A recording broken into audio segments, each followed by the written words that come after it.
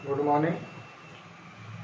Branch account में जो पहला मेथड हम कर रहे थे, डेटर मेथड, उसमें एक और क्वेश्चन स्टार्ट करते हैं हम। देखो इसको ध्यान से। क्वेश्चन आपके व्हाट्सएप पे भेज दूंगा मैं। संजय बोट दिल्ली की अजमेर में एक शाखा है। दिल्ली में हेड ऑफिस है, अजमेर में ब्रांच है। प्रधान कार्यालय से माल लागत पर भेजा जाता है, जिसे शाखा नगद और उधार दोनों तरीके से भेजती है। तो 2018 में प्रधान कार्यालय और शाखा के बीच में जो लेन देन हुए हैं वो अपने को बताएं और अपने को शाखा खाता बनाना है। अजमेर में ब्रांच है तो हम अकाउंट बनाएंगे, अजमेर ब्रांच अकाउंट।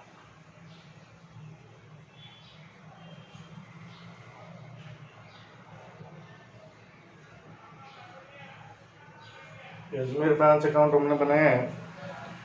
सबसे पहले तो देखो ओपनिंग बैलेंसेस दे रखे हैं। स्टॉक का दे रखा है, डेटर का दे रखा है और पेटी कैश का दे रखा है। 3 ओपनिंग बैलेंस है, तीनों नोट कर लेते हैं। 2 ब्रांच स्टॉक, स्टॉक का ओपनिंग बैलेंस है 3000। डेटर का ओपनिंग बैलेंस है 2 ब्रांच डेटर्स 1500, 1500 रुपए है। पेटी कैश का ओपनिंग बैलेंस है 2 ब्रांच पेटी कैश 15 रुपए। इसी तरह से क्लोजिंग बैलेंस दे रखे हैं अपने को, तो वो भी नोट कर लेते हैं। बाई ब्रांच स्टॉक 1800 रुपए है। बाई ब्रांच पेटी कैश 6 रुपए है। और बाई ब्रांच डेटर्स। लेकिन डेटर का क्लोजिंग बैलेंस क्वेश्चन में दिया नहीं है। अब 2 बातें हो सकती है, या तो भी डेटर का क्लोजिंग बैलेंस रहा ही नहीं हो, मतलब जितने पैसे डेटर से अपने को लेने थे पूरे कलेक्ट हो गए, और या डेटर का बैलेंस है, चेक करना पड़ेगा अपने को। तो हमें इसके लिए एक अलग से डेटर अकाउंट बनाना पड़ेगा। डेटर अकाउंट बना के देखेंगे कि क्या वास्तव में डेटर का क्लोजिंग बैलेंस है या नहीं है। यदि नहीं है तब तो कोई दिक्कत नहीं है, और यदि क्लोजिंग बैलेंस है तो वो हमें कैलकुलेट करने के लिए दे दिया गया है क्वेश्चन में कि आप कैलकुलेट करो कि डेटर का क्लोजिंग बैलेंस क्या है। तो इसको मैं कैलकुलेट करूंगा, अभी नहीं, लास्ट में करेंगे। फिलहाल लिख के छोड़ दिया है मैंने बैलेंसिंग फिगर, ताकि पता लग जाए अपने को डेटर का क्लोजिंग बैलेंस कितना है। उसके बाद दे रखी है अपने को goods send to branch. Branch को माल भेजा है 10,500 का। हेड ऑफिस ने ब्रांच को माल भेजा है, लिख देंगे to goods sent to branch. ये 10,500 रुपए का माल हेड ऑफिस ने ब्रांच को भेजा है। उसके बाद में सेल्स दे रखी है। सेल्स किस किस के बीच में हुई है? ब्रांच और कस्टमर के बीच। तो मैंने आपको बताया था अपने को इस अकाउंट में केवल वही ट्रांजैक्शन लिखने हैं जो हेड ऑफिस और ब्रांच के बीच में हुआ है। अब ब्रांच और कस्टमर के बीच में ट्रांजैक्शन है तो नहीं लिखेंगे, लेकिन कस्टमर से जो पैसे आएंगे वो तो ब्रांच हेड ऑफिस को भेज देगा, तो वो जरूर लिखना। जैसे उधार सेल दे रखी है तो उधार सेल नहीं लिखनी है, क्योंकि उधार साल का पैसा जब आएगा तब लिखा जाएगा। कैश सेल दे रखी है, कैश सेल लिख देंगे, क्योंकि कैश सेल का जो भी पैसा आएगा वो ब्रांच जो है वो इमीडिएटली हेड ऑफिस को भेज देगी। तो कैश सेल से जो पैसा आया वो बाय बैंक, ब्रैकेट में लिख देते हैं कैश सेल्स, ताकि पता रहे किस चीज का है ये। 6,000 रुपए, 6,000 की कैश सेल हुई। उसके बाद कैश रिसीव्ड फ्रॉम डेटर। अब देखो आ गया भाई, डेटर को उधार माल आपने बेचा, जितना भी बेचा, कैश रिसीव जो डेटर से हुई है वो 3,000 रुपये हुई है। तो जैसे ही डेटर से कैश रिसीव होगी ब्रांच को, ब्रांच इमीडिएटली वो पैसा किसको भेज देगा, हेड ऑफिस को भेज देगा। By bank collection from debtor 3,000 रुपये कलेक्ट हुए जो हेड ऑफिस के पास पहुंच गए। उसके बाद cash sent for branch expenses, branch के खर्चों के लिए हेड ऑफिस ने ब्रांच को पैसे भेजे हैं। पैसे भेजे हैं तो to bank petty cash remitted, petty cash भेजी है कितने रुपए की, 600 रुपये। उसके बाद रिटर्न बाय ब्रांच, ब्रांच ने हेड ऑफिस को कुछ माल वापस भेज दिया, किसी भी कारण से भेजा हो। हेड ऑफिस ने जब ब्रांच को भेजा था तो हमने लिखा था to goods sent to branch. अब ब्रांच ने वापस भेज दिया हेड ऑफिस को, तो by goods sent to branch, by goods sent to branch. Return, कितने रुपए का माल वापस भेजा है, 150, 150 रुपए का माल वापस भेजा है। फिर है रिटर्न बाय डेटर्स, डेटर्स ने माल रिटर्न किया। डेटर ने माल किसको रिटर्न किया, डेटर का तो संपर्क किससे है, ब्रांच से है।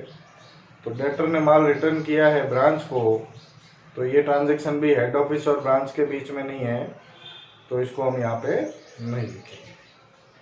फिर discount allowed to debtors, debtors को डिस्काउंट दिया है, किसने दिया, ब्रांच ने, तो ये भी नहीं लिखा जाएगा।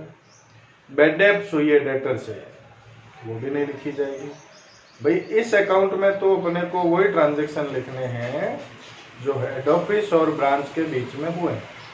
हाँ, अब अपने को डेटर का क्लोजिंग बैलेंस जो मालूम नहीं था वो कैलकुलेट करना है, तो उसके लिए हम क्या करेंगे, डेटर का एक अकाउंट बनाएंगे, उसमें डेटर से रिलेटेड सारी चीजें आ जाएगी, है ना। तो डेटर का एक अकाउंट बनाते हैं हम, ब्रांच डेटर्स अकाउंट।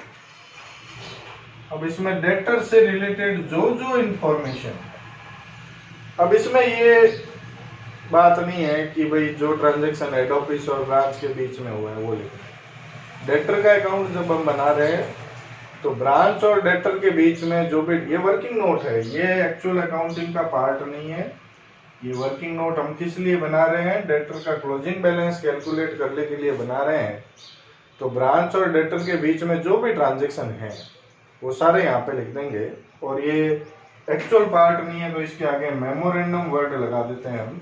मेमोरेंडम मतलब ये अकाउंटिंग का पार्ट नहीं है। तो सबसे पहले डेटर का ओपनिंग बैलेंस, टू बैलेंस विधि, 1500 रुपए का ओपनिंग बैलेंस था। अब देखो डेटर से रिलेटेड जो जो चीजें हैं, सबसे पहले तो इसने बताया क्रेडिट सेल, उधार माल बेचा है तो सेल की एंट्री कर देंगे। सेल की एंट्री क्या होती है, debtor account debit to sale account होती है ना, तो टू सेल्स अकाउंट लिख देंगे, कितने रुपए, 9,000। और क्या किया डेटर ने, डेटर ने 3,000 रुपए भेजे हैं, ब्रांच को दिए हैं, बाई कैश या by bank received from debtors 3,000।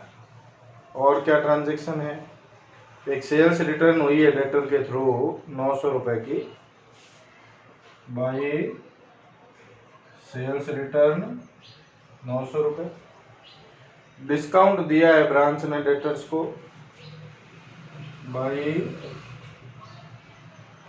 Discount, कितने रुपए का डिस्काउंट दिया है, 150, 150 का। बैड डेब्ट्स हुई है by bad debts, bad debts कितने रुपए की हुई है, 450। और जो हमें चीज निकालनी है closing balance by balance CD balancing figure से, तो कैलकुलेट करके देख लेते हैं। इधर की टोटल हो रही है 10,500। 10,500 में से ये चारों आइटम लेस कर देंगे हम, तो डेटर का क्लोजिंग बैलेंस आ गया अपने पास 6,000 रुपये का। मतलब अभी भी डेटर से 6,000 रुपये लेने बाकी है। तो ठीक है, डेटर के क्लोजिंग बैलेंस में लिख देते हैं 6,000।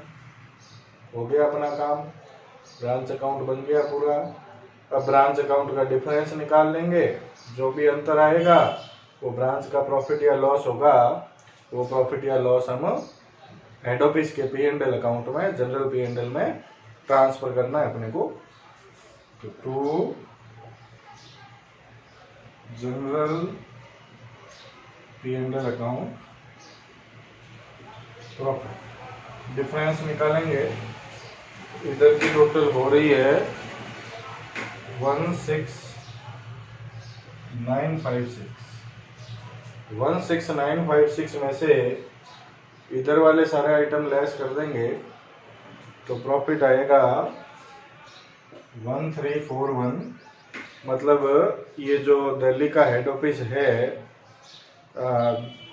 संजय बूट हाउस का, उसकी जो अजमेर में ब्रांच है, उस अजमेर ब्रांच से उसने पूरे साल में 1341 1341 रुपये कमाए हैं। तो 1341 रुपये की अर्निंग उसको, ये नेट प्रॉफिट कैलकुलेट। तो बड़े आराम से देखना क्वेश्चन को, क्वेश्चन आपको व्हाट्सएप पे भेज दूंगा। सॉल्यूशन देखो, समझो क्या हो रहा है, उसके बाद में कोई दिक्कत नहीं है। ठीक है, थैंक यू।